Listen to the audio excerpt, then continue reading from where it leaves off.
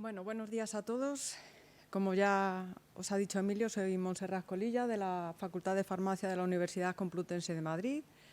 Hoy os voy a dar una conferencia que va más orientada al mundo de la aplicación de la nanociencia y la nanotecnología en el campo de la medicina, lo que se denomina nanomedicina, y concretamente me voy a centrar en el transporte dirigido y liberación controlada de fármacos. Bueno, antes de empezar esta conferencia, quiero agradecer a la organización, sobre todo a Nazario y a Emilio, por haberme invitado a asistir y bueno, tener la oportunidad de estar hoy con todos vosotros. Bien, lo primero de todo vamos a definir qué es la nanomedicina. La nanomedicina es la aplicación de la nanotecnología a la disciplina médica, entendida, por tanto, como el uso de materiales a la escala nanométrica para diagnosticar, monitorizar, controlar, prevenir, tratar diferentes tipos de patologías o de enfermedades, ya sea cáncer, enfermedades infecciosas, neurodegenerativas, cardiovasculares e incluso óseas. Bien. La nanomedicina afecta a todas las áreas médicas, a todas las áreas de la medicina, y es una herramienta fundamental para el desarrollo de medicinas personalizadas, medicinas selectivas e incluso medicina regenerativa. Si veis aquí en esta a ver, uy, ya le he dado, perdonad, el puntero es el de arriba, ¿verdad? Sí. Aquí. Bueno, nos va a permitir realizar labores de diagnóstico de enfermedades, bien in vitro o bien in vivo, desarrollar técnicas de imagen in vivo, herramientas de terapia, ya sean nanosistemas o nanodispositivos, por supuesto vacunas, que de ello vamos a hablar un poquito más adelante, e incluso en medicina regenerativa, en este campo ya estaríamos hablando con el tema de implantes y biomateriales. Bien. Normalmente los nanomedicamentos que desarrolla la nanomedicina se basan en nanomateriales y por lo tanto vamos a definir qué es un nanomaterial, que seguro que lo sabéis ya todos, pero por ser un poco estrictos vamos a hacerlo. Un nanomaterial es aquel material que tiene al menos una dimensión en la escala nanométrica, es decir, comprendida entre 1 y 100 nanómetros, según la FDA de Estados Unidos. Y bueno, tampoco voy a entrar en detalle, ahí pues bueno, encontramos algunos materiales de resolución litográfica, os ha hablado Emilio de nanotubos, de carbono, por ejemplo, encontramos las proteínas, los virus, etcétera. Bien, ¿cuál es la ventaja desde el punto de vista biológico de lo nano, de lo pequeño, de lo small, de lo muy pequeño? Pues lo primero es que estos nanomateriales van a tener unas propiedades físicas, químicas y biológicas que van a diferir de los materiales en bulk, es decir, a mayor escala. Y además también se caracterizan porque pueden atravesar esas barreras naturales, barreras biológicas e interaccionar con el ADN, con las proteínas, etcétera, que están presentes en la sangre, en los tejidos, en los órganos, etcétera. Bien, ¿qué tipos de nanomateriales se conocen, se aplican, se están utilizando o se están investigando en el área de la nanomedicina? Pues en este área nos encontramos los nanomateriales basados en lípidos, como los liposomas, las nanopartículas lipídicas o los lipoplejos, por ejemplo, los nanomateriales basados en polímeros y biomacromoléculas, como podéis ver aquí, nanopartículas poliméricas, polimerosomas, dendrímeros poliméricos, etcétera. Nanomateriales de naturaleza inorgánica, en este caso encontramos una gran variedad, encontramos desde nanocristales de oro, encontramos nanopartículas de sílice mesoporosa, los puntos cuánticos, las nanopartículas de óxido de hierro, etcétera. Bien. Y, por supuesto, también en este mundo se están adentrando los nanomateriales basados en carbono, como pueden ser pues, de los cuales os ha estado hablando ampliamente el anterior conferenciante, pues desde nanotubos de carbono, nanoláminas de grafeno, fullerenos, nanodiamantes, etcétera. Bien. Habitualmente, y sobre todo me voy a centrar yo en esta zona, en este área, va a ser el desarrollo de nanomedicamentos que están basados en nanotransportadores para vehiculizar una serie de agentes terapéuticos. Estos agentes terapéuticos pueden ser desde lo más tradicional, que sería un fármaco, una droga, ¿vale?, hasta enzimas, material genético, péptidos, proteínas, etc. ¿Vale? ¿Y qué ventajas tenemos en cuanto a esa escala nanométrica en el mundo biológico? Pues es que estos efectos que veis aquí, estos efectos de composición del material, de tamaño del material, de propiedades de superficie del material y de forma, van a permitir que esa interacción con los agentes terapéuticos nos produzcan efectos biológicos muy particulares comparados con la terapia farmacológica convencional, ¿vale? Por ejemplo, nosotros con estos nanotransportadores podemos absorber, podemos vehiculizar pues, algunos fármacos o algunas sustancias terapéuticamente activas que sean poco solubles, que sean muy hidrofóbicas, por ejemplo. Podemos también proteger y darle mayor estabilidad al fármaco. Más cosas que podemos hacer. Podemos dirigir esos nanotransportadores a la diana específica, donde nosotros queremos que tenga efecto ese fármaco o ese principio activo. Por lo tanto, podemos desarrollar terapias dirigidas o focalizadas. Más cosas que podemos hacer. Podemos desarrollar sistemas de liberación controlada de fármacos, es decir, podemos modular de qué manera se va a liberar el principio activo. Puede ser de una forma sostenida en el tiempo o incluso puede ser estímulo-respuesta. Cuando nosotros aplicamos un estímulo externo, entonces se desencadena la liberación del fármaco, ¿vale? Y cuando cesamos ese estímulo, pues a priori, de manera ideal, se cortaría esa liberación. Además, es posible combinar una serie de agentes terapéuticos, agentes activos, en una misma nanoplataforma, en un único vehículo, y podemos desarrollar terapias combinadas, el co-delivery, como dicen en inglés, para tener efectos sinérgicos, ¿vale? Además, estos nanotransportadores podemos diseñarlos para que tengan mucho tiempo de vida en el organismo y una elevada biodisponibilidad, con lo cual se mejora el efecto terapéutico y nos permite además combinarlo con otra serie de efectos, normalmente de índole física, que hablaremos un poquito más adelante, para desarrollar terapias combinadas junto con los agentes farmacológicos. Y todo esto nos va a permitir ser muchísimo más específicos en el tratamiento, muchísimo más selectivos y minimizar los daños colaterales o los efectos secundarios de ese principio activo. Estaréis todos, o muchos de vosotros, pensando en la quimioterapia. Por ejemplo, si nosotros podemos vehiculizar un agente quimioterapéutico tan sumamente tóxico en un nanotransportador y que se dirija única y exclusivamente a la diana, pues estamos minimizando los riesgos de toxicidad y esos efectos secundarios tan devastadores en muchas ocasiones. Bueno, también os quiero poner, he hecho una búsqueda bibliográfica y os quiero poner al tanto de cómo está el tema de la nanomedicina y cuántos nanomedicamentos existen actualmente en el mercado. ¿Cuántos hay comercializados? Pues fijaos, este es un poco la panorámica de los nanomedicamentos que existen en el mercado o en distintas etapas de desarrollo clínico para distintas aplicaciones. Veis aquí, pues, desde el cáncer, que es cáncer e infecciones que son por excelencia el objetivo de estos tratamientos, pero también enfermedades mentales del sistema nervioso central, cardiovasculares, inmunológicas, oculares, etcétera, ¿vale? Bueno, pues fijaos aquí, en el año 2015, que no hace tanto, hace 8 años, teníamos 13 nanomedicamentos en el mercado que se estaban utilizando en medicina, ¿vale?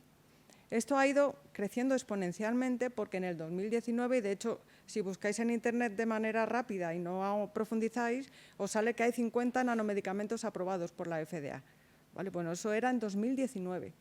Pero todos sabemos lo que ha pasado con las vacunas, con un montón de nanomedicamentos, que ahora lo veremos también, que se han ido aprobando posteriormente y fijaos dónde estamos ahora. Me he quedado hace un año, porque no he encontrado datos más recientes. En el 2022 tenemos ya 100 nanomedicamentos aprobados por la FDA que se están vendiendo, se están utilizando, se están aplicando, están en el mercado, pero es que tenemos 563 en ensayos clínicos u otras etapas y en total unos 663. La cifra es realmente extraordinaria. ¿Vale? Bien, aquí lo que, no sé si lo veis muy bien, si no os animo a echar una visual a las pantallas laterales, pero esto sería un poco la línea de desarrollo general, la evolución histórica de la entrada en el mercado de distintos nanomedicamentos. Pues veis aquí que hay un montón. Esto ha empezado no hace mucho. El primero lo tenemos, el de más envergadura, perdón, voy para atrás, sería, por ejemplo, los nanoliposomas, que encapsulan un agente quimioterapéutico antitumoral, que es la doxorubicina, ¿vale? Y se llama Doxil, aunque adoptó Caelix en la Unión Europea, otro nombre. Y luego nos vamos, por destacar algunos, nos vamos al 2020 con la aprobación de las vacunas para el COVID-19. ¿Vale? Como veis, en este ínterin ha habido muchos descubrimientos, muchas nanomedicinas que se han ido incorporando, pero todo pues, tiene que seguir una serie de pasos. ¿Y cuáles son esos pasos? Pues aquí tenéis la línea de desarrollo general para que un nanomedicamento pueda entrar en el mercado clínico y fijaos, que aquí es donde estamos muchos de nosotros. Yo claramente con la investigación básica que realizamos y en colaboración con clínicos, con médicos, pues podemos hacer ensayos in vitro con animales, ensayos in vivo con animales, pero normalmente estamos con la idea teórica. Esta primera etapa lleva entre 7 y 20 años aproximadamente de desarrollo y es aquella en la que se realiza investigación general.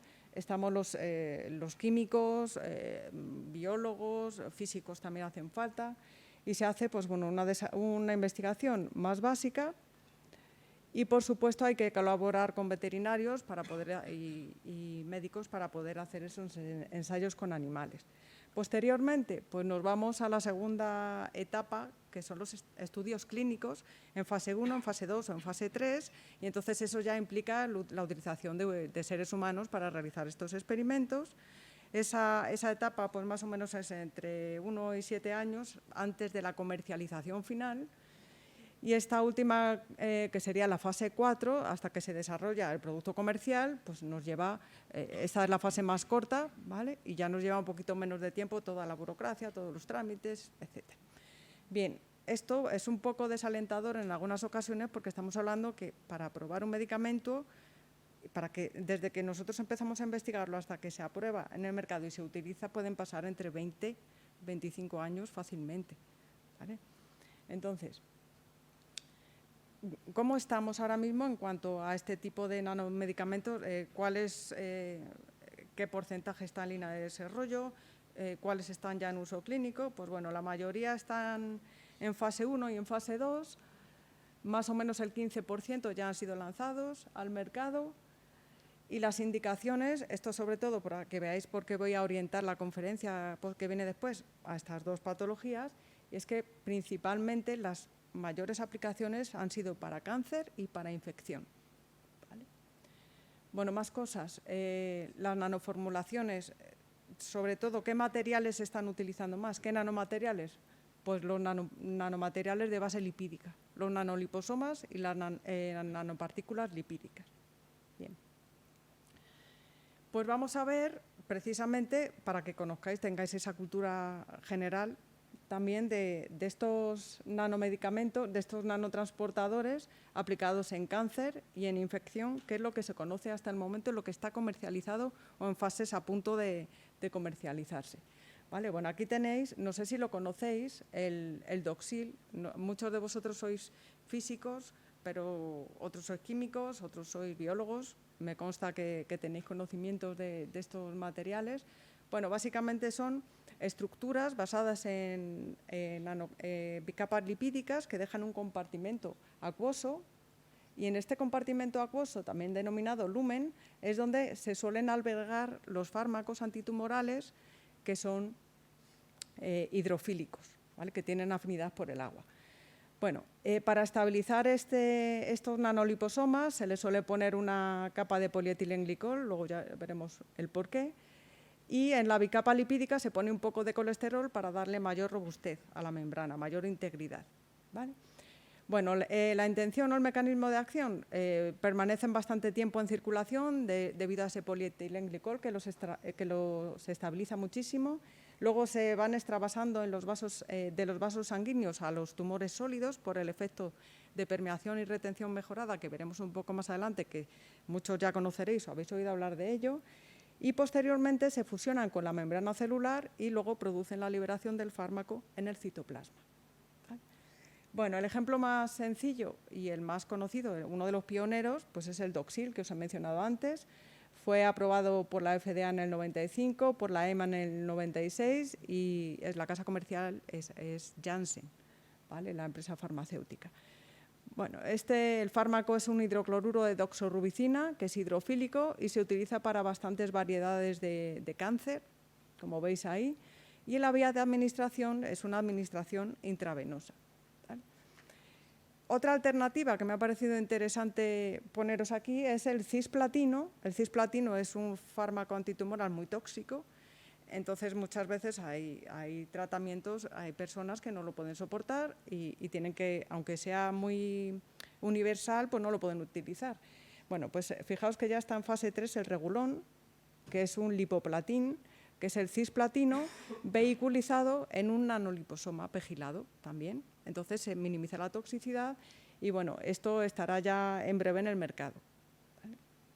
Bien, si seguimos avanzando, nos vamos ahora al tema de las infecciones, un poco por tener una panorámica, concretamente en infecciones producidas por hongos o infecciones parasitarias. Tenemos el Ambisome, que fue aprobado por la FDA en 1991 y utiliza un fármaco que se denomina anfotericina B, que es un antifúngico. ¿Vale? Se utiliza para distintos tipos de enfermedades producidas por hongos e incluso algunos producidos por un parásito, que es la leishmaniasis, y se utiliza, la aplicación es una perfusión intravenosa. Bueno, aquí tenéis la sección transversal del nanoliposoma y simplemente os he puesto este ejemplo como un poco peculiar porque el fármaco que nosotros queremos vehiculizar es muy hidrofóbico. Entonces no se va a solubilizar en el compartimento interior acuoso. ¿Dónde lo ponemos entonces? Pues lo ponemos en la bicapa lipídica porque es hidrofóbica. ¿Vale? Pues bueno, estaría ahí. Y luego este ejemplo sí que os lo quería comentar así muy por encima, y es que recientemente se está comercializando, está en fase 3 ya del estudio, entra en septiembre del 2023, un fármaco que es análogo al anterior en cuanto a medicamento, anfotericina B y el tratamiento, pero que la administración es vía oral. Y eso es una gran comodidad porque solventaría muchísimos problemas de que el paciente tenga que acudir al hospital para hacerle la inyección y todo eso, ¿vale?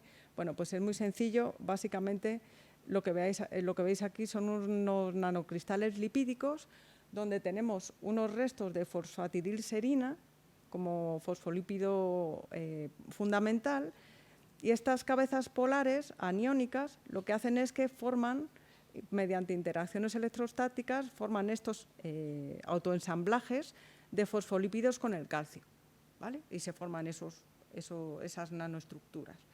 Bien, una vez que están formadas, ¿por qué se va a liberar el principio activo? Porque el principio activo, ¿dónde estaría? Pues estaría aquí entre las bicapas, serían estas bolitas que están aquí marcadas de morado, ¿vale? ¿Por qué se va a liberar? Pues porque nosotros, cuando estamos en niveles normales, cuando no tenemos ni hongos ni tenemos leishmaniasis, los niveles de calcio son normales, luego están en equilibrio y no va a haber ningún problema, no se va a desestructurar nuestro autoensamblaje. Pero ¿qué es lo que ocurre en los tejidos afectados por estas patologías? Que los niveles de calcio en el entorno son bajos. ¿Qué es lo que va a hacer el sistema? Soltar calcio para equilibrar. Y al soltar calcio lo que va a hacer es que se va a desestructurar este ensamblaje y se va a liberar la anfotericina. ¿Vale? Bueno, un poco para que lo tengáis así un poco fresco. Bien, y ahora pasando a las enfermedades de infecciones víricas, pues no me queda otra que hablar del dichoso COVID-19 debido al SARS-CoV-2, ¿vale? Y a las vacunas de ARN mensajero que se desarrollaron y que están basadas, en este caso, en nanopartículas lipídicas. Bueno, estáis pues todos estamos al tanto de ello, pero a lo mejor los nombres comerciales no los conocíais. Comirnaty es la vacuna de Pfizer-BioNTech, Spikevax es la de Moderna, pero son análogas, son muy parecidas, hombre, tienen sus matices, pero son muy parecidas.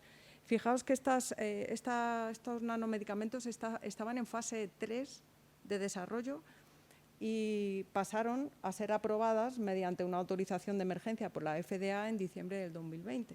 Recordad, debido a la crisis pandémica no hubo otra opción que aprobarlas, ¿vale? Bueno, el fármaco es un ARN mensajero, nanotransportador son nuestras nanopartículas lipídicas y la administración es intramuscular. Bien, aquí os he puesto, esto es más bien un folleto informativo, no he querido entrar tampoco con mucho detalle en la parte científica, pero sí que sabéis todos que bueno, básicamente este sería el coronavirus. El coronavirus tiene en la membrana exterior, en la corona, tiene una proteína que se llama spike protein o la proteína de la espícula o proteína S, ¿vale? Entonces, lo que se hace aquí básicamente es, a partir de una plantilla de ADN del virus, lo que se hace es que se sintetiza un ARN mensajero que codifica para esa proteína, la proteína spike, ¿vale? De la espícula.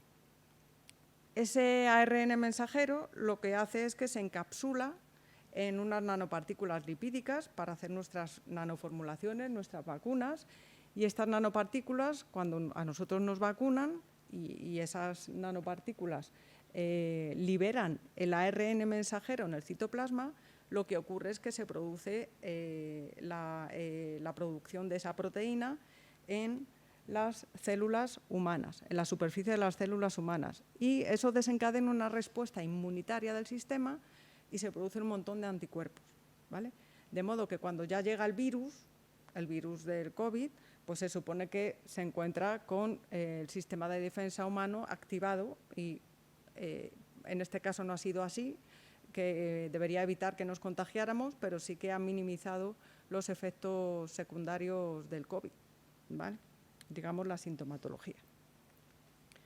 Bueno, aquí tenéis la estructura de la nanopartícula lipídica, no voy a entrar tampoco mucho en detalle, más que nada es una estructura típica que está basada en nanopartículas lipídicas con micelas invertidas aquí en el interior, en cuyos compartimentos está el material genético, que serían estas hebras verdes que tenéis aquí. Y también deciros que sabéis que los ácidos nucleicos tienen cargas negativas. Estas cargas negativas tienen que interaccionar con cargas positivas para estabilizarse, ¿vale? Y entonces aquí pues, se utilizan lípidos ionizables, algunos de ellos que se puedan protonar para interaccionar con ese ARN, ¿vale? Bueno, también comentaros, que esto sí que me parecía interesante, que recientemente se están investigando este tipo de nanosistemas también en vacunas para el para la gripe o para el SIDA, ¿vale? Pero todavía se encuentran en estados muy primitivos de desarrollo. Bueno, y ahora fijaos que he estado hablando de la segunda parte, de lo que está en el mercado o en fase muy avanzada, pero ¿qué hay de lo primero? Bueno, pues en esta parte voy a hablaros de lo que hacemos en nuestro departamento, en nuestro laboratorio y algunas nanopartículas que que son muy prometedoras y que se lleva ya mucho tiempo investigando sobre ellas. Se han hecho muchos estudios con animales y estamos a un paso de poder hacer una traslación y poder aplicarlas en el mercado. Son las nanopartículas mesoporosas de sílice. Bueno, fijaos que, como os he dicho, llevamos 20 años utilizando estas nanopartículas como sistemas de liberación de fármacos. Se descubrió el primer paper que podéis encontrar de sistemas de liberación controlada de fármacos desde materiales mesoporosos, data del 2001, ¿vale? El primer paper que data de nanopartículas de sílice mesoporosa, no en bulk, sino a escala nanométrica, ya estamos hablando del 2003, por el grupo del profesor Lin. Posteriormente se han hecho muchísimos desarrollos de nanopartículas de sílice mesoporosa con aplicaciones biomédicas. Destacar, por ejemplo, el profesor Jeffrey Zing, en colaboración con Stoddard, también desarrolló un montón de nanomaquinarias, máquinas supramoleculares, compuertas que se abren y se cierran en función de distintos estímulos. Si tenéis interés, podéis acudir a este paper del 2012. Y luego, muy recientemente, en nuestro grupo pues, hemos publicado un artículo donde pues, hacemos una vista atrás y una vista hacia el futuro en toda esta 20, concretamente ya 21 años que se lleva en este tipo de nanomateriales. Bueno, ¿qué son estas nanopartículas tan prometedoras? Estas nanopartículas de sílice mesoporosa pues, son unas nanopartículas en torno a unos 100 nanómetros de tamaño y que tienen unas superficies específicas extraordinarias de en torno a 1000 metros cuadrados gramo y volúmenes de poro muy grandes, en torno a 1 centímetro cúbico gramo. Tienen mucha estabilidad y robustez desde el punto de vista mecánico y químico. Por su naturaleza per se de la sílice, son biocompatibles tanto in vivo como in vitro. Lógicamente, cada nanodispositivo que se desarrolla hay que hacer una evaluación a ver si hemos incorporado algún ingrediente que lo haya cambiado y lo haya hecho tóxico. Luego, en la superficie de sílice tiene muchos defectos y tenemos grupos silanoles, silicio, oxígeno, hidrógeno, y eso permite que esa superficie pues, podamos funcionalizarla fácilmente y anclar un montón de grupos funcionales, ¿vale? Y además tiene una gran versatilidad. En cuanto a qué me estoy refiriendo con esa versatilidad, pues fijaos que podría asemejarse esa funcionalidad que yo le puedo dotar a esas nanopartículas como un cubo de Rubik. Y cada una de estas posiciones pues serían toda la inmensa variedad de posibilidades que yo tengo en estas nanoplataformas. Fijaos que puedo controlar las características estructurales, puedo cargar fármacos en los poros y también puedo incorporar en la estructura, o de otra forma, ya veréis ahora, cationes con capacidad terapéutica. También podemos anclarles polietilenglicol para dotarles de propiedades furtivas y podemos ponerles agentes de vectorización, cargar pépticos 2, ADN y poner elementos estímulo-respuesta. Bueno, la alta versatilidad pues, se traduce aquí. Podemos, no solamente en la parte del drug delivery, sino incluso para teragnosis, terapia y diagnóstico. Podemos realizar imágenes, labelín intracelular, etc. ¿Vale? Nosotros nos vamos sobre todo a centrar en el transporte dirigido y en la liberación controlada de fármacos. Bueno, estos poros, claro, si yo los cargo con un fármaco y lo pongo a liberar, ¿qué va a pasar? Que el fármaco, igual que ha entrado, va a salir, ¿vale? En el medio biológico. Claro, ¿qué es lo que puedo hacer? Tapar la boca de los poros. Si tapo la boca de los poros, el fármaco se queda dentro y no sale. Bueno, pues esos son nanocompuertas moleculares que puedo poner, de modo que cuando yo aplico un estímulo externo, como estos que estáis viendo aquí, exógeno, o interno, endógeno, inherente a la propia patología, entonces esas compuertas se abren porque se rompen enlaces químicos, porque cambia la conformación de un polímero que lo recubre, cualquier cosa, y entonces se produce se libera el fármaco que está dentro. ¿Vale? Bueno, aplicaciones biomédicas pues son muchísimas las de estos nanosistemas. Lógicamente no me voy a centrar en todas porque no acabaríamos. De nuevo, igual que los que se están aplicando en clínica, sobre todo están centrados en cáncer e infección, voy a hacer lo propio para estos nanosistemas, ¿vale? Bueno, en cáncer, decir, bueno, pues si ya hay medicamentos para el cáncer, ¿por qué se quieren diseñar otros? Si ya hay nanomedicina, ¿por qué no utilizar los nanoliposomas? Bueno, porque sigue habiendo barreras biológicas que las nanopartículas que se han desarrollado hasta el momento no consiguen superar, ¿vale? Las tenéis aquí, todas estas barreras biológicas. Y, por ejemplo, la primera es que cuando yo inyecte mis nanopartículas en el torrente sanguíneo, van a llegar las células del sistema fagocítico mononuclear, del MPS, y las van a capturar y las van a eliminar. Y además las van a, sobre todo, a secuestrar y las van a retirar y almacenar en el hígado y en el páncreas. Entonces, no hacemos nada, ¿vale? Bueno, esa es la primera barrera. ¿Y eso por qué ocurre? Pues porque cuando las metemos nuestras nanopartículas en el plasma sanguíneo hay un montón de proteínas que se llaman opsoninas, que lo que hacen es señalizar esas nanopartículas como diciendo elemento extraño, y las rodean y forman una corona proteica. Y esa corona proteica de absorción inespecífica de proteínas, lo que pasa es que actúa como una señalización para que lleguen sobre todo los macrófagos y se las coman, ¿vale? Que se las coman y las retiren. Bueno, ¿cómo podemos evitar que se forme esa corona proteica? Pues hay un montón de estrategias químicas, pero muchas, no vamos a entrar en detalles. Pero, por ejemplo, alguna de ellas, claro, se puede pegilar, ya lo hemos dicho, poner polietilenglicol, como es muy hidrofílico, va a tener una capa de agua de hidratación y cuando lleguen las proteínas para adherirse, se van a ir, no se van a pegar. Se puede también suicerionizar, que esa es otra estrategia, poner cargas positivas y negativas muy próximas y tendrían el mismo efecto que el PEG.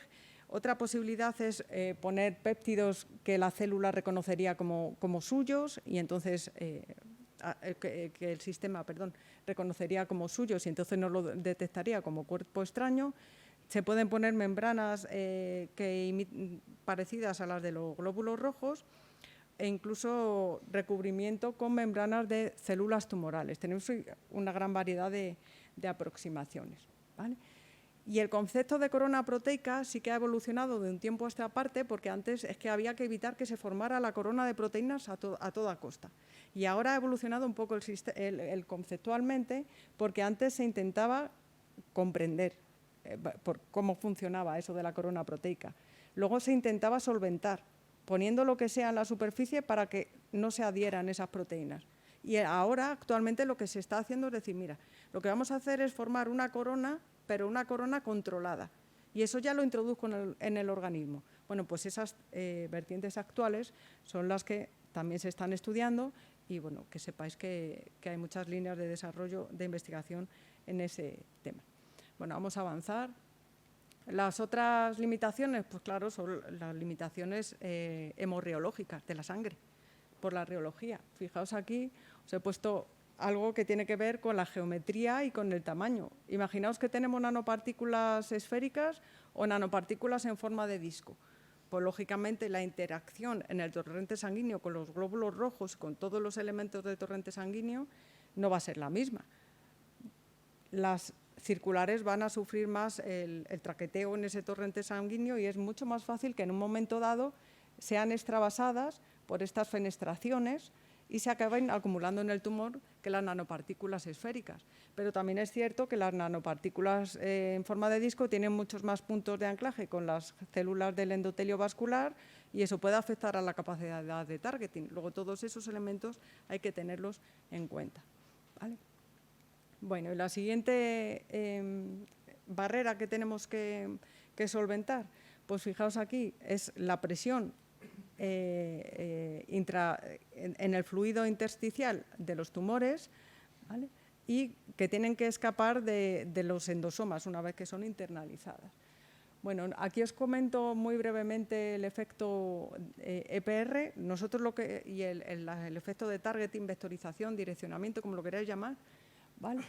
Normalmente lo que nosotros queremos es que nuestras nanopartículas se queden retenidas en los tumores sólidos por un efecto de permeación y retención mejorada, ¿vale? ¿Eso qué quiere decir? Pues este targeting pasivo, fijaos, arriba tenéis un tejido sano y aquí un tejido tumoral, la masa tumoral.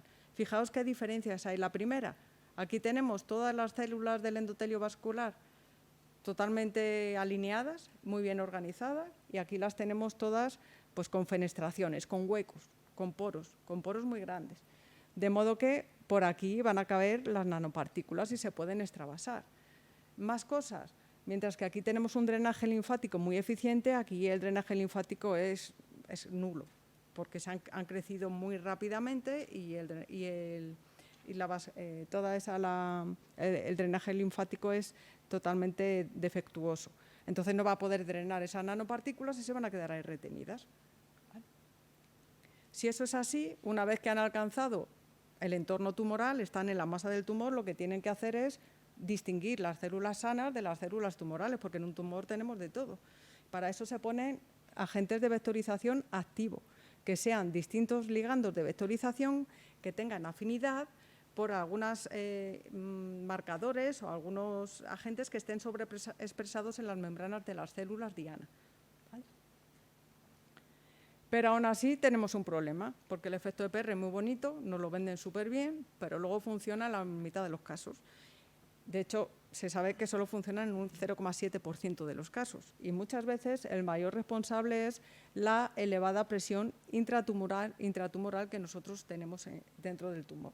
Quiere decir que las nanopartículas se van a acumular en la periferia del tumor, pero no van a adentrarse en las zonas más profundas del mismo. ¿Cómo se puede solventar esto? Pues fijaos, algunas aproximaciones puramente bioquímicas, pues así, esto sería un tejido sano, ¿vale? Este sería un tejido sano donde no ocurre absolutamente nada. Y aquí lo que estamos haciendo es, en este caso, lo que estamos haciendo es generar poros en esta vasculatura regular para que se puedan extravasar las nanopartículas. ¿Vale? Otra posibilidad, pues otra posibilidad, que es esto, esta sería el tejido tumoral, donde veis que estos trazos que veis ahí son fibras de colágeno un poco esquemáticas y lo que tenemos es una matriz extracelular muy densa. Luego, a pasar por todo ese entramado, aunque se extravasen por los poros, luego tiene que atravesar todo esto, eso no es fácil. ¿Vale? Se ha visto, por ejemplo, si ponemos enzimas que digieran las proteínas, como la metaloproteasa, pues entonces sí que pueden abrirse camino y entonces las nanopartículas pueden ir penetrando hacia el fondo del tumor. Bueno, pues ahora la pregunta es cómo hacer que esto funcione en nuestras nanopartículas de sílice mesoporosa. Vamos a ver solamente algunas de las estrategias más recientes que se han desarrollado en nuestro grupo de investigación. Fijaos, una de las posibilidades es anclar las enzimas que digieren la matriz de colágeno en la superficie de las nanopartículas. Así se van abriendo camino. Eso está muy bien, pero hay un problema, que las enzimas se degradan, hay que protegerlas, no las podemos dejar ahí ancladas, cuando las vaya a aplicar ya eso no tiene actividad ninguna. Entonces lo que se ideó aquí fue la nanopartícula, esto es una protocell, ¿vale? Tiene un recubrimiento de una membrana lipídica para que no se escape el fármaco de forma prematura, ¿vale? Y luego aquí tenemos nanocápsulas de colagenasa, que es la colagenasa, la enzima, pero está recubierta de un polímero y ese polímero la protege de la degradación. ¿Vale? Como veis, inicialmente aquí se hizo una especie de test, un ensayo 3D, lo que se puso es en contacto nuestras nanopartículas con una lámina, un gel de colágeno y abajo se puso una monocapa de células tumorales. Y lo que se vio es si al final las células tumorales que estaban entre la célula de capa de colágeno y la nanopartícula se internalizaban las nanopartículas. Para eso tiene que atravesar la capa de colágeno. ¿Vale? Pues efectivamente el puntero aquí. Veis las nanopartículas para ello se marcaron en rojo y veis aquí que esto sería el control sin nanopartículas, esto sería sin la colagenasa, ¿vale? Y esto serían las nanopartículas con la colagenasa en la superficie. Y veis aquí que efectivamente sí que son capaces de atravesar esa barrera que le hemos puesto entre medias y llegar a internalizarse en las células tumorales. Se ven los puntitos rojos aquí, el azul sería el núcleo, esto sería el citosol, el citoplasma en verde y en rojo las nanopartículas. ¿Vale? Bueno, otra posibilidad es utilizar, esto es un poco más rebuscado, pero también se ha hecho, sobre todo como prueba de concepto, es utilizar vehículos de transporte de nanopartículas, como taxis. Bueno, en este caso se han utilizado, por ejemplo, células madre mesenquimales de la decicua, y lo que se sabe es que van a internalizar las nanopartículas de sílice mesoporosa cargadas con un fármaco y que además estén preparados con un sistema que va a liberar el fármaco cuando aplique ultrasonidos. ¿Vale?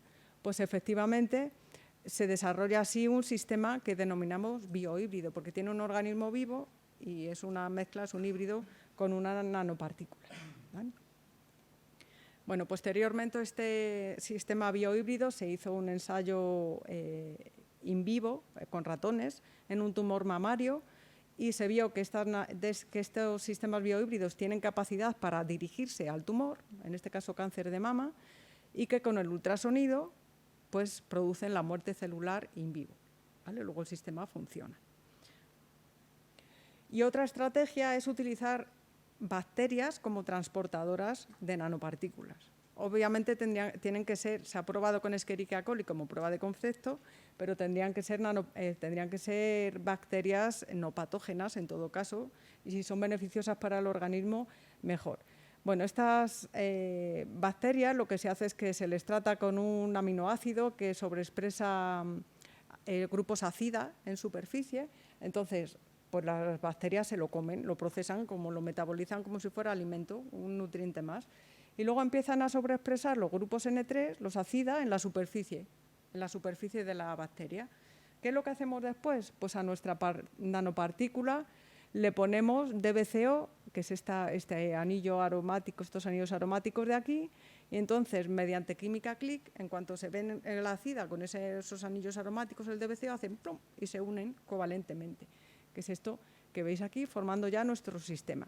Bueno, esto sería la bacteria inicial y aquí esto parece que tienen verrugas. Las bacterias no son verrugas, son las nanopartículas. Se vio por la microscopía electrónica de barrido, ¿vale? Bueno, y aquí se hizo un ensayo, un modelo 3D in vitro con células para ver la capacidad que tenía el sistema de dirigirse a esas células tumorales y de matarlas, ¿vale? Entonces, efectivamente, veis aquí, si bien es cierto que no se ha reducido la viabilidad celular muchísimo, pero sí se ha reducido, si no me equivoco, hasta un 20% aproximadamente con el sistema completo, ¿vale? Lógicamente se podría mejorar, es una prueba de concepto y el sistema funciona. Bueno, y por último, la última barrera que sí que tendríamos, que os quería comentar, es la resistencia a múltiples antibióticos, y eso es algo que de sobra sabéis que hay gente que tiene que interrumpir la quimioterapia porque ha desarrollado resistencias a ese fármaco antitumoral. Pues sí, efectivamente las células son muy listas y tienen un montón de mecanismos para evadir el ataque de los agentes de quimio. Aquí tenéis solo algunos, bueno, tenéis los más representativos, pero por comentaros alguno, por ejemplo, tiene bombas. Tiene unas bombas que cuando tú le metes el fármaco, hace pum y las expulsan. Expulsan la molécula del fármaco. Otra, por ejemplo, son capaces de activar mecanismos para sobrevivir. Entonces, son capaces de la apoptosis, la muerte por apoptosis, son capaces de evadirla y acaban sobreviviendo. También tienen mecanismos para reparar su propio ADN, son capaces de destruir las propias moléculas de fármaco con enzimas, o sea, tienen un montón de mecanismos de resistencia. ¿Qué podemos hacer con ello? Pues muchas estrategias, que lógicamente no voy a entrar en detalle, pero con la versatilidad de estas nanopartículas nos lo permite. Fijaos aquí de manera muy esquemática, pues podemos, por ejemplo, utilizar un targeting dual a la membrana de la célula y luego al núcleo celular. Y con eso, pues solventar algunas de las barreras de resistencia antitumorales que desarrollan estas células. Otra posibilidad, pues es liberar un fármaco y un ARN de silenciamiento, ¿vale? Para que no sobreexprese, por ejemplo, las proteínas que son esenciales para que funcionen las bombas que expulsan los fármacos, por ejemplo. Otra posibilidad es decir, bueno, pues te voy a atacar por múltiples mecanismos y utilizar distintos fármacos, una combinación, un cóctel de fármacos para por distintas vías, a ver si de esta no te escapas. Y luego, por supuesto, que podemos utilizar fármacos que directamente, aparte del agente quimioterapéutico, pues que sean capaces de modular esas bombas que lo que hacen es que expulsan el fármaco al exterior. Bueno, estos serían tan solo unas aproximaciones y, por supuesto, que lo podemos combinar con terapias que están más basadas en métodos físicos, como la terapia fotodinámica o la terapia fototérmica. En todo caso, para producir efectos sinérgicos y para desarrollar mecanismos de erradicación de las células que evadan esos mecanismos de resistencia, ¿vale? Bueno, y ahora cambiamos de tercio y ya nos vamos a centrar en la parte de la infección. Concretamente nos vamos a centrar en las infecciones bacterianas Y fijaos, no es que quiera ser yo alarmista, bastante hemos tenido con el COVID, pero la verdad es que no es muy alentadora las cifras que se están dando actualmente por la Organización Mundial de la Salud, y es que las resistencias a fármacos antimicrobianos en general pues está amenazando muy seriamente nuestra salud. Fijaos aquí, en el 2014 hubo estimadamente, y encima un poco a la baja, unas 700.000 muertes por infecciones resistentes a antibióticos, ¿vale? Pues son en las que nos vamos a centrar. Y en el 2050, para el 2050 se espera que sean más de 10 millones. Puede que incluso superen a las muertes producidas debidas al cáncer. Eso supondría que si no hacemos nada ahora mismo, que sí que lo estamos intentando hacer, pues cada 3 segundos habría una muerte por infecciones resistentes. Bueno, si nos centramos en la infección bacteriana, ¿a qué se deben estos mecanismos de resistencia? Pues básicamente hay dos. Uno de ellos son las denominadas superbacterias, que son bacterias que desarrollan mecanismos de resistencia, como hacían las células tumorales, pero ahora lo hacen las bacterias y se vuelven muy fuertes. Entonces da igual los antibióticos, le ponemos un antibiótico y empieza a hacerse resistente. Le ponemos otro, se hace resistente. Y así se hace resistente a múltiples antibióticos y no hay manera de matarlas. Y otra posibilidad es que también, seguro que habéis oído hablar de ello, son las biopelículas, los biofilms bacterianos, y es que muchas veces, pues cuando colonizan una superficie, estas bacterias lo que hacen es que se agrupan en colonias y se protegen por una película de mucopolisacárido, donde están embebidas, donde se comunican entre ellas y tienen ahí una resistencia tremenda, ¿vale? De hecho, no se pueden erradicar ni con antibióticos convencionales, ni siquiera el propio sistema inmune es capaz de erradicar este biofilm. Bueno, pues entonces, ¿qué podemos hacer con nuestras nanopartículas? Pues mesoporosas de sílice, pues podemos hacer varias cosas. Podemos cargar antibióticos y liberarlos solamente cuando ya se encuentren en el sitio de la infección, o bien en la bacteria o bien en el biofilm. De esa manera voy a minimizar que aparezcan resistencias, porque no voy a estar administrando de manera masiva antibióticos por todo el organismo. Pero también puedo dirigirlos o bien al biofilm o puedo dirigirlos a la bacteria. Puedo incorporar cationes terapéuticos o puedo incorporarlo con óxidos de metales, ¿vale? Eso hay distintas estrategias.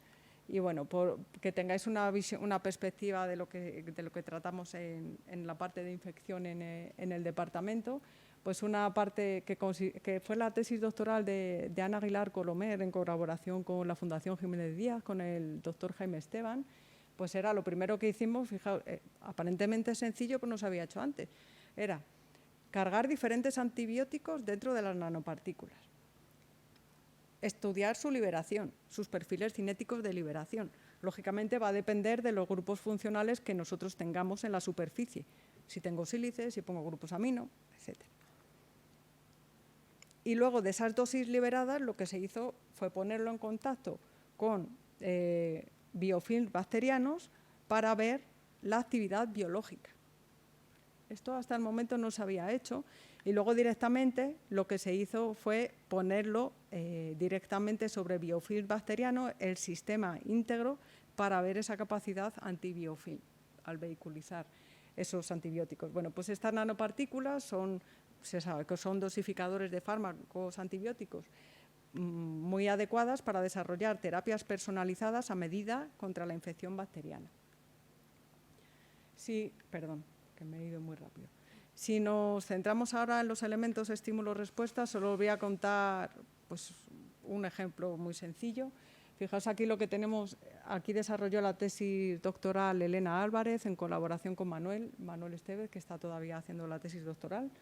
Y bueno, lo que tenemos es nuestras nanopartículas de sílice. Aquí tenéis una imagen de microscopía electrónica de transmisión. Veis que tenemos la nanopartícula, está cargada con un fármaco, que en este caso es un antibiótico levofloxacino, y luego en la superficie lo que hemos puesto es un polímero que tiene capacidad de estímulo-respuesta, que cuando aumenta la temperatura cuando está a temperatura ambiente, las cadenas están extendidas y cuando aumenta la temperatura por encima de 45 más o menos, se contraen, ¿vale? Entonces, ¿qué es lo que vamos a hacer de esta forma? Pues en la superficie más externa, estas bolitas que veis aquí son nanopartículas superparamagnéticas de óxido de hierro. ¿Qué es lo que pretendemos? Que actúen como termosemillas justo en el contacto próximo con el polímero para que cuando yo aplique un campo magnético y se calienten, se produzca un cambio conformacional en el polímero y se produzca la salida del fármaco, ¿vale? Bueno, pues esto que lo veis aquí, veis las nanopartículas de óxido de hierro en la superficie, que son estas que tienen mayor contraste.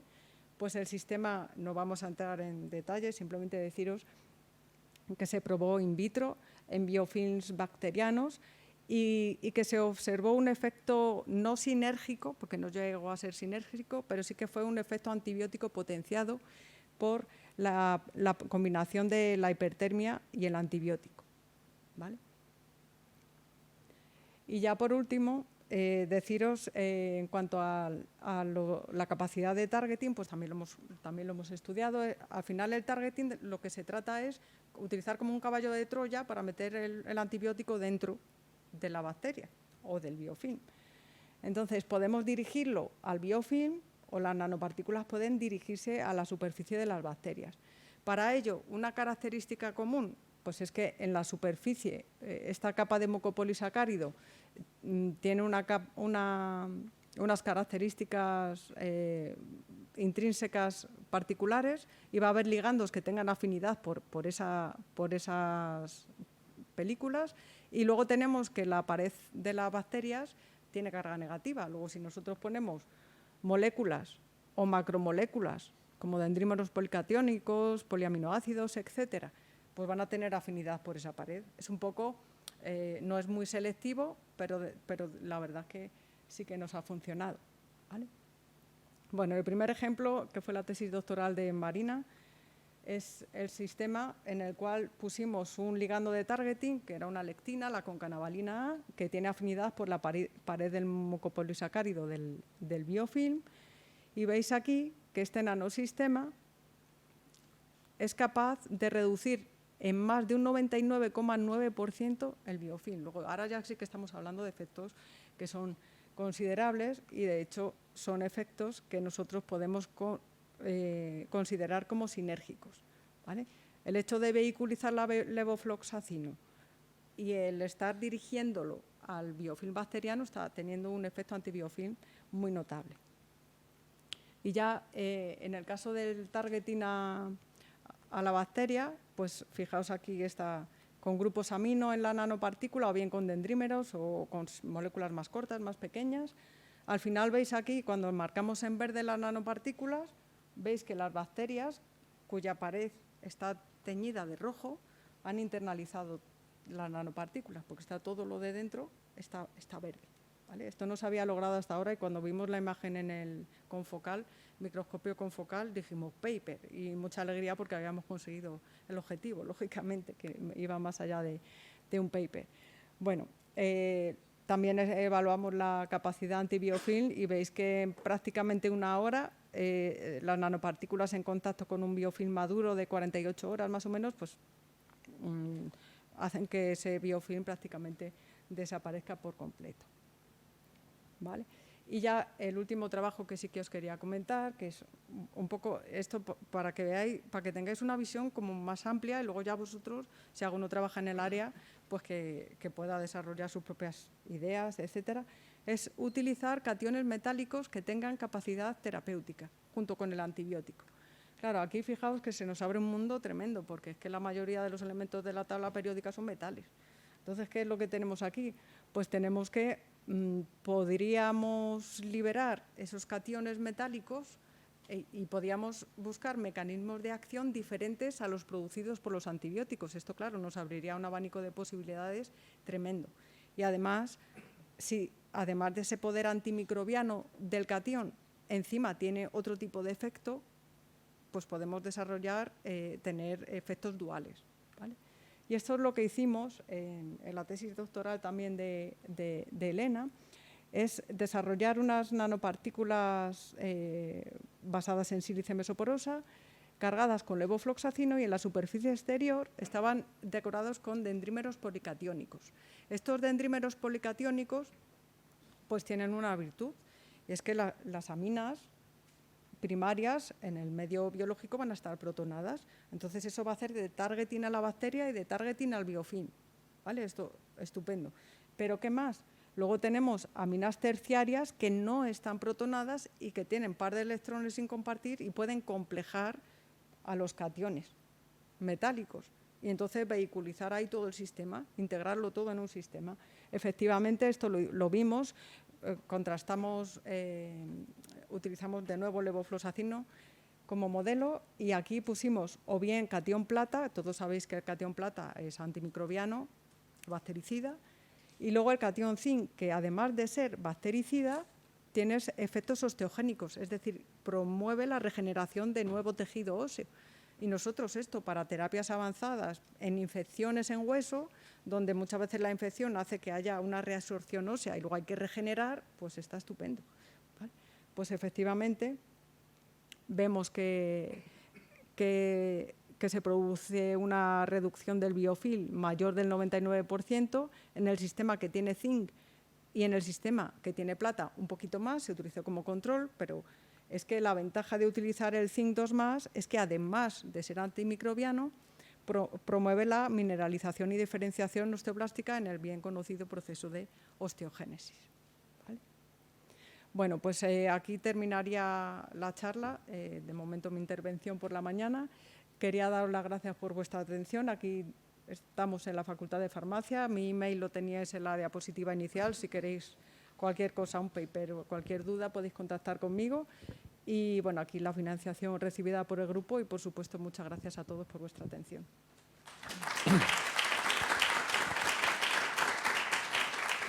Gracias, Montse. ¿Preguntas? Bueno, muchas gracias por la charla. Yo tengo una pregunta un poco así desde el desconocimiento. Una vez que las partículas han hecho su función, ¿qué pasa con ellas? ¿Se eliminan? ¿Se quedan ahí?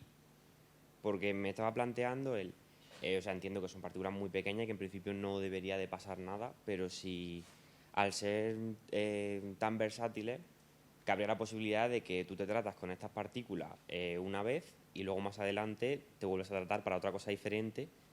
¿Los restos de estos podrían interferir o se investigan formas de eliminarlos o no pasa nada? No lo sé. Sí, no, es muy buena pregunta, porque es verdad que claro, cuando uno inyecta unas nanopartículas en el organismo, luego hay que ver cuál es su biodistribución y cuáles son las vías de excreción, evidentemente. Entonces, eso sí se ha estudiado con este tipo de nanopartículas. La vía preferente de excreción es por la orina y por las heces, pero principalmente la excreción es vía renal. Estas nanopartículas se van degradando también, porque la sílice se va degradando con el tiempo en el ácido ortosilícico, y también se va degradando como sílice, pero incluso en la orina de ratones se llegan a ver por microscopía electrónica de transmisión esas nanopartículas de sílice que están, que mantienen su integridad más o menos, aunque están un poco degradadas, pero efectivamente son degradadas principalmente por la orina. Y luego, claro, es imposible evitar que algunas de ellas sean excretadas y se quedan al final por el sistema retículo endotelial, el hígado, el bazo. Pero digamos que el organismo sí que tiene mecanismos para eliminarlas. Y claro, de cara a la necesidad de una segunda dosis, pues sí que sería viable. Por supuesto, habría que estudiar en cada caso lo que se está aplicando y cada nanosistema. Preguntaba sobre todo porque uno de los puntos era que había ciertas barreras naturales del cuerpo para eliminar agentes que reconoce como externos, que si precisamente neutralizas esas barreras, te estás como un poco cargando el mecanismo de excreción, ¿no? Claro, sí. Por un lado es bueno porque lo quieres, pero por otro lado la única vía que te quedaba la estás eliminando, ¿no? Sí, pero al final es verdad que, digamos que cuando hacen su función en el órgano diana, en la célula diana, al final es como cuando se internaliza en la célula, luego es exocitada la nanopartícula. Luego, igual que entra, luego se forman unas vesículas para expulsar esas nanopartículas, que acaban eliminándose, ya te digo, principalmente por la orina. Vale, muchas gracias. Nada.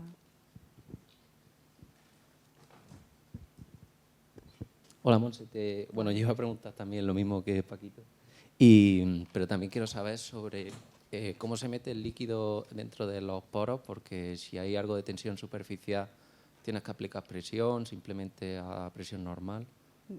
Esa es buena pregunta también. Lo he obviado quizá y no es tan obvio. Nosotros hacemos la carga de las moléculas, de los fármacos en general, por impregnación. Es decir, nosotros lo que hacemos es, por ejemplo, el levofloxacino es soluble sobre todo en etanol. La dosorubicina, el hidrocloruro de dosorubicina en agua.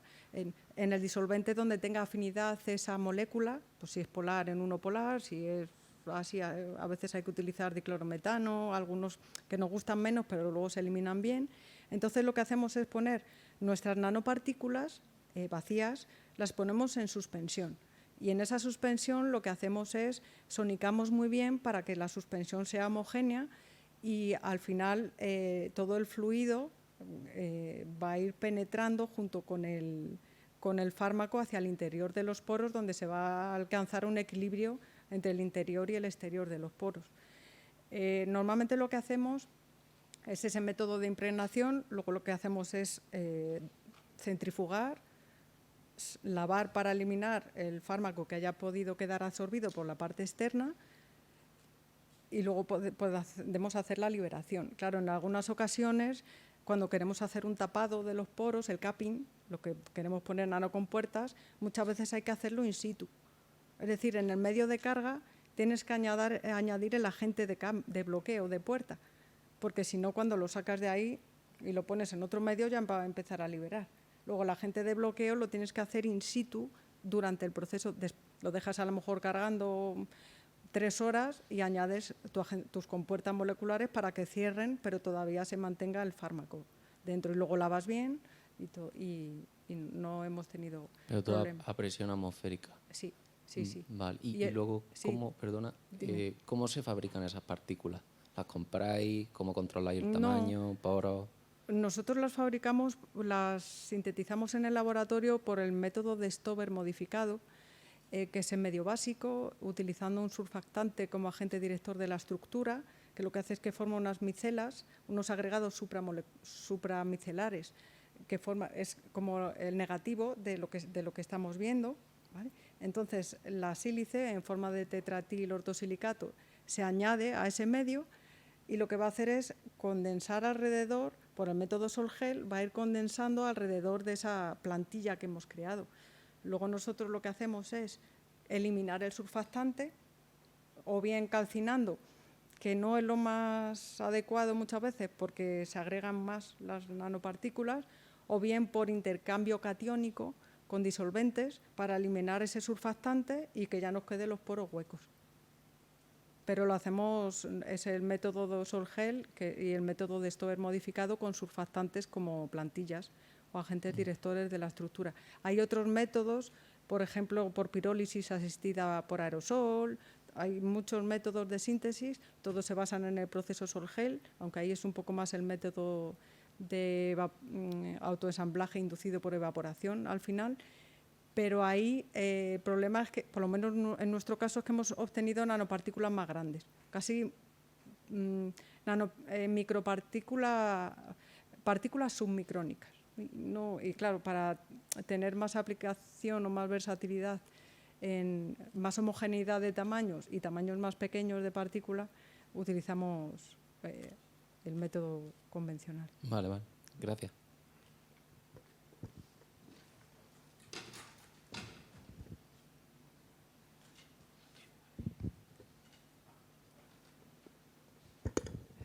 Hola. Yo te quería hacer una pregunta. ¿Cómo hacéis para que esas nanopartículas vayan dirigidas al tumor que queréis tratar? Sí, normalmente, en el caso del cáncer, tú puedes hacer, normalmente lo más adecuado es hacer una inyección sistémica, ¿vale? Entonces, una inyección intravenosa, por ejemplo. Lo que van a hacer estas nanopartículas, si está bien preparada la superficie, es que van a tener tiempos de circulación prolongada por todos los vasos sanguíneos en el organismo. ¿Qué es lo que ocurre cuando nosotros tenemos un tumor claro, esto está pensado para tumores sólidos con un volumen un poco superior a 3 milímetros cuadrados, quiero recordar, no me haga mucho caso de la cifra, pero tienen que tener un tamaño considerable para que el efecto de permeación y retención mejorada tenga su aplicación. Entonces van a pasar por los vasos sanguíneos sanos, de los tejidos sanos no pasa nada, hasta que pasan por los vasos sanguíneos que irrigan los tumores sólidos. Y entonces es ahí donde tenemos esas imperfecciones, esas fenestraciones, esos huecos, y se van a ir colando por ahí. ¿Vale? Y en el caso de que un paciente tuviera metástasis, ¿se podrían utilizar igualmente? ¿O eso... Para el caso de metástasis es un caso más complicado, porque normalmente este tipo de... habrá grupos que sí que lo están investigando, pero estas nanopartículas, sobre todo por su naturaleza, están pensadas para tumores que no están en sus inicios, o sea, que no están en sus primeros estadios, sino que ya se han desarrollado un poco. Muchas gracias. Nada. Buenas, me ha gustado mucho la charla. Al principio ya has dicho que actualmente los que están en fase más de desarrollo ya por sí en el mercado son estos nanoliposomas. ¿Tiene algo que ver con ese mimetismo a nuestro organismo, a nuestros sistemas de defensa, que sean al final como lo que nosotros naturalmente tenemos? Y cómo, que relacionado con la pregunta que ha hecho mi compañero, al meter materiales o nanopartículas porosas, que ya es algo externo a lo que tenemos nosotros en el cuerpo, ¿eso vería afectado el rendimiento o la toxicidad o una sobreexpresión inmune, de la respuesta inmune o algo? Sí, muchas gracias por tu pregunta. Efectivamente, sobre todo por ese biomimetismo, esa inspiración en la naturaleza, es al final los nanomateriales que más aplicación o que más fácil traslación clínica tienen.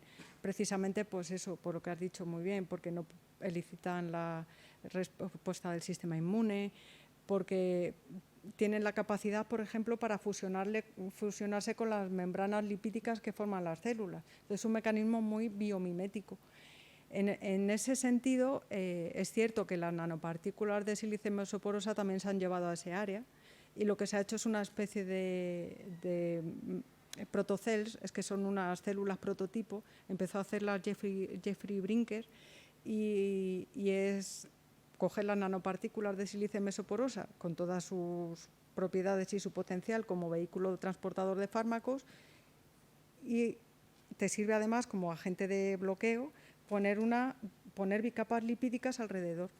Es como una célula artificial, ¿vale? Que el núcleo es el core, es la nanopartícula de sílice, y luego tiene la bicapa lipídica, claro, esas son normalmente más biocompatibles, las que os he enseñado, esas de las nanocápsulas de colagenasa, eran protocells. O sea, ya se están yendo a ese tipo de Claro, modelo. ese biometizado es importante, ¿no? Sí, Vale. eso, claro, digamos, yo eso sí lo veo sobre todo de cara a la comercialización de estos sistemas, porque a veces es que, claro, desde el punto de vista químico es muy bonito, puedes hacer lo que quieras en la superficie de la nanopartícula, pero luego meterle un montón de etapas y meterlo de cara a una proyección para un escalado industrial, para una aplicación tecnológica, para un desarrollo en la industria, para aplicación biomédica.